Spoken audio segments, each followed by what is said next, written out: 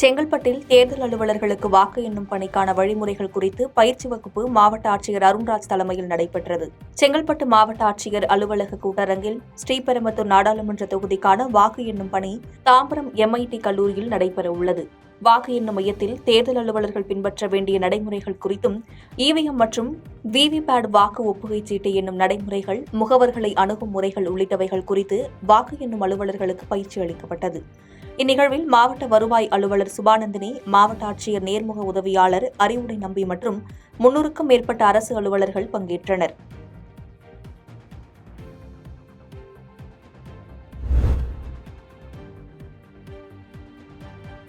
முல்லைப்பெரியாறு அணைக்கு மாற்றாக வல்லக்கடவு செல்லும் பாதையில் அமைக்கப்பட உள்ள புதிய அணைக்கு எதிர்ப்பு தெரிவித்து பொதுமக்கள் போராட்டத்தில் ஈடுபட்டனர். 5 மாவட்ட மக்களின் நீராதாரமாக திகழும் முல்லைப்பெரியாறு அணைக்கு மாற்றாக அணையில் இருந்து வல்லக்கடவு செல்லும் பாதையில் 366 மீட்டரில் புதிய அணை கட்ட இடம் தேர்வு செய்யப்பட்டது.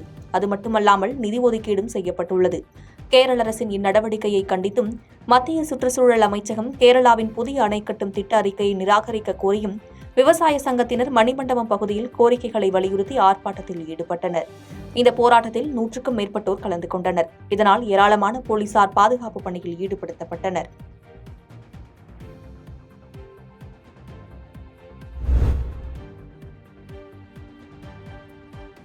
திருச்சியில் கோவில் நிலங்களில் நெல் மட்டுமே சாகுபடி செய்ய வேண்டும் என கூறும் வருவாய் நீதிபதியை பதவி நீக்கம் செய்ய வலியுறுத்தி விவசாயிகள் வருவாய் நீதிமன்ற அலுவலகத்தை முற்றுகையிட்டு போராட்டத்தில் ஈடுபட்டனர். கோவில் நிலங்களை குத்தகைக்கு எடுத்து விவசாயம் செய்யும் விவசாயிகள் மாற்றுப்பயிர் செய்ய முற்படும்போது வருவாய் நீதிபதியாக செயல்படும் செல்வராஜ் என்பவர் கோவில் நிலங்களில் நெற்பயிருக்கு அடுத்தபடியாக மாற்று விவசாயம் செய்யக்கூடாது என தடுத்ததுடன், அப்படி மாற்று விவசாயம் செய்யும் பட்சத்தில் குத்தகைகள் ரத்து செய்யப்படும் என தெரிவித்துள்ளார். இதனை கண்டித்து இன்று காலை தேசிய தென்னிந்திய நதிகள் இணைப்பு சங்கத்தின் மாநில தலைவர் ஐயாக்கண்ண தலைமையில் திருச்சி மாவட்ட வருவாய் நீதிபதி அலுவலகத்தை 150க்கும் மேற்பட்ட விவசாயிகள் முற்றுகையிட்டு போராட்டத்தில் ஈடுபட்டனர். இதனைத் தொடர்ந்து செய்தியாளர்களுக்கு பேட்டியளித்த ஐயாக்கண்ணு, வருவாய் நீதிபதி லஞ்சம் பெற்றுக்கொண்டு விவசாயிகளுக்கு எதிராக செயல்படுவதால் இதனை கண்டித்து முற்றுகை போராட்டத்தில் ஈடுபட்டு வருவதாக கூறினார்.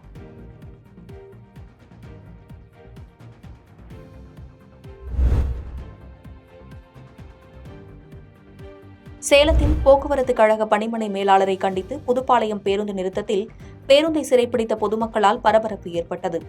சேலம் மாவட்டம் எடப்பாடியில் இருந்து புதுப்பாளையம் வழியாக தினமும் அரசு பேருந்து செல்வது வழக்கம். இந்த பேருந்தை எடப்பாடி பணிமனை மேலாளர் அடிக்கடி ரத்து செய்து விடுவதாக கூறி புதுப்பாளையம் பேருந்து நிலையம் அருகில் அரசு பேருந்தை வழிமறித்து பொதுமக்கள் சிறைப்பிடித்தனர். மேலும் எடப்பாடி அரசு பணிமனை மேலாளரை கண்டித்து ஆர்ப்பாட்டம் செய்து பேருந்து ஓட்டுநர் மற்றும் நடத்துனரிடம் வாக்குவாதத்தில் ஈடுபட்டனர். இது சம்பந்தமாக சேலம் அரசு பணிமனையில் இருந்து தொலைபேசி மூலம் பேசியதில் இதுபோல் இனி நடைபெறாது என கூறியதன் பேரில் பேருந்து விடுவிக்கப்பட்டது.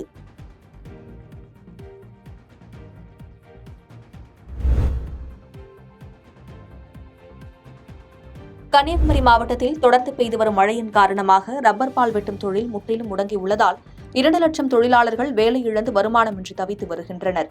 கன்னியாகுமரி மாவட்டத்தின் மேற்கு தொடர்ச்சி மலைப்பகுதிகளான கீரிப்பாறை, தடிக்காரன் கோணம், பேச்சுப்பாறை, பெருஞ்சாணி உள்ளிட்ட மாவட்டம் முழுவதும் 35,000 ஹெக்டேரில் ரப்பர் விவசாயம் நடைபெற்று வருகிறது. கீரிப்பாறையில் அரசு ரப்பர் கழகமும் ஏராளமான தனியார் நிறுவனங்களும் இந்த விவசாயத்தில் ஈடுபட்டு வருகின்றன.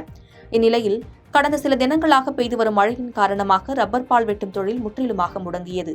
இதனால் அரசு ரப்பர் கழகம் மற்றும் தனியார் ரப்பர் தோட்ட தொழிலாளர்கள் சுமார் 2 லட்சம் பேர் வேலை இழந்து வருமானமின்றி தவித்து வருகின்றனர்.